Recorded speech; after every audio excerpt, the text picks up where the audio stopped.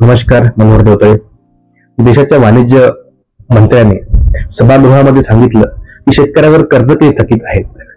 खरं तर आमच्या शेतकऱ्यांना कर्जाची हमी नाही, तर आमच्या शेतकऱ्यांना उत्पादन खर्चावर 50% नफा हवा.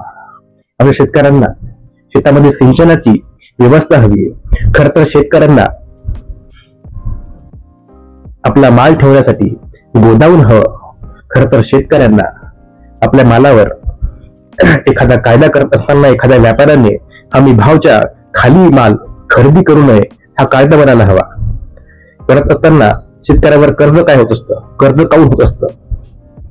शेतकऱ्यावर कर्ज होण्याचं कारण म्हणजे उत्पादन खर्चावर 50% नफा न दिल्यामुळे होणारा आमचा घाटा आणि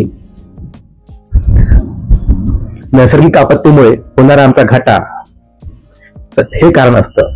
दरवर्षीप्रमाणे सरकार आपल्याला आश्वासन देतं की आपण कर्जमाफी करू. खरं तर सरकार याचं आश्वासन आपल्याला देतं की आपण उत्पादन वाढू, पण खरं तर आपल्याला उत्पादन तर आपण वाढवणारच आहोत, पण उत्पादन वाढीवर 50% नफा आपल्याला देण्यात यावा ही मागणी आपण करत असतो. खरं तर ही मागणी आपली पूर्ण झाली पाहिजे आणि आपली व्यवस्था, शेतकऱ्याची व्यवस्था कशाप्रमाणे आपण शेतकऱ्याच्या व्यवस्थेला आपण कशाप्रमाणे समोर नेऊ शकतो हे सरकारने केलं पाहिजे. नमस्कार.